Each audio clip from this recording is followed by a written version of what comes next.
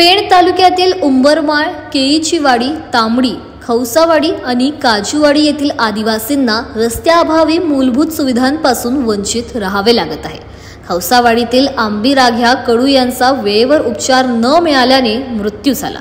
हा मानवी हक्कांचा गंभीर उल्लंघन असल्याचा आरोप संतोष ठाकूर यांनी केला।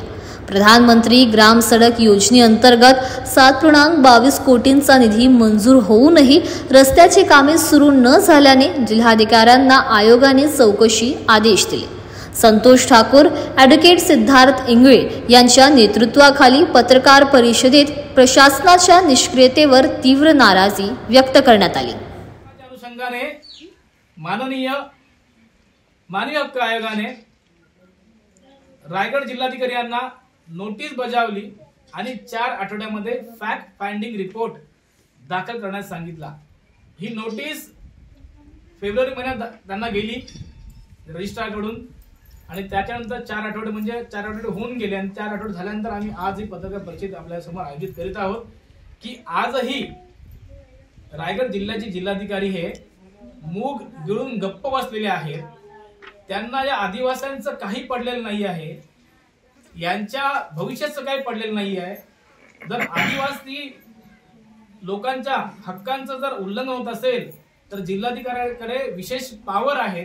2012 साली राज्य शासनाने एक शासन निर्णय घेऊन आदिवासींच्या रक्षणासाठी जिल्हाधिकाऱ्यांना विशेष पावर दिलेले आहेत। आपण सुमोटो म्हणजे स्वतःहून त्यांना कारवाई करण्याचे अधिकार आहे। या रायगड जिल्ह्यामध्ये बऱ्याचशा आदिवासींच्या जमिनी या बिगर आदिवासींनी हस्तांतरित केलेल्या आहेत। त्या प्रकरणामध्ये त्यांचं काही लक्ष नाही आहे। असे बरेच प्रश्न आहेत। प्रश्नांची जर आपण सूची काढली तर खूप मोठी होऊन जाईल।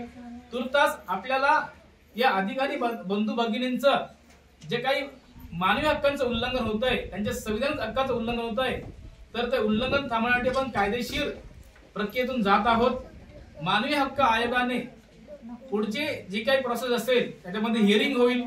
जिल्हाधिकाऱ्यांनी त्यांचा अहवाल दाखल खौसावाडी आणि आसपासच्या वाड्यांना जोडणारा रस्ता तातडीने करण्यात यावा, जेणेकरून स्थानिक आदिवासी समाजाला वैद्यकीय, शैक्षणिक व इतर आवश्यक सेवा वेळेवर मिळू शकतील। जिल्हा परिषद व ठेकेदारांच्या गैरव्यवहाराची चौकशी, रायगड जिल्हा परिषद आणि संबंधित ठेकेदारांनी मंजूर निधीचा वापर व्यवस्थित केला की नाही याची चौकशी करण्यात यावी, ज्यामध्ये अनियमितता जर आढळल्यास संबंधितांवर कारवाई करण्यात यावी। वरील प्रकरणातील सर्व आरोपींविरोधात SC/ST अत्याचार प्रतिबंधक कायद्यानुसार FIR नोंदवण्याचे आदेश द्यावेत, जेणेकरून संबंधित आरोपींविरुद्ध योग्य ती कायदेशीर कारवाई केली जाऊ शकेल आणि आदिवासी समाजाला न्याय मिळेल। आदिवासी समाजाच्या आरोग्य सुविधांसाठी वैकल्पिक व्यवस्था रस्ता तयार होईपर्यंत आदिवासी समाजाला वैद्यकीय सुविधा मिळण्यासाठी पर्यायी व्यवस्था करण्यात यावी, ज्यात वैद्यकीय पथकांची, कारण ती घटना घडली होती, ती घटना वैद्यकीय सुविधा वेळेवर न मिळाल्यामुळे म्हणून आपण ती मागणी केली की रस्ता पूर्ण होईपर्यंत आरोग्य सुविधा, वैकल्पिक आरोग्य सुविधा इथे उपस्थित तयार करण्यात यावी।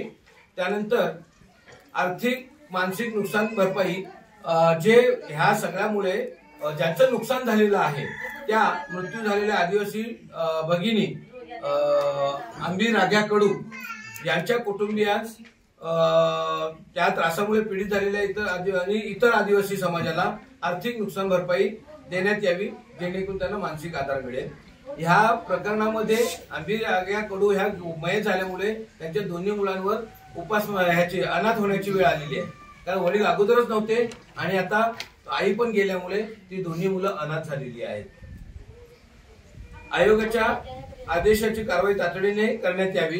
या प्रकरणात आयोगाने दिलेले आदेश वेळेत कार्यान्वित केले जातील याची खात्री करण्यासाठी योग्य ती उपाययोजना करण्यात यावी आणि सदर अर्जामध्ये आम्हाला योग्य तो बदल, कारण आम्ही ती पण प्रयोग केलेली आहे या अर्जामध्ये की वेळोवेळी काही गोष्टी बदलल्या तर त्या आम्हाला सादर करण्याची संधी द्यावी, अशा पद्धतीचे आम्ही ह्यांना मानवी हक्क आयोगाला दावा दाखल केला। त्याच्यामध्ये आमच्या ह्या प्रार्थना म्हणजे प्रतिज्ञा आम्ही सादर केली आहे।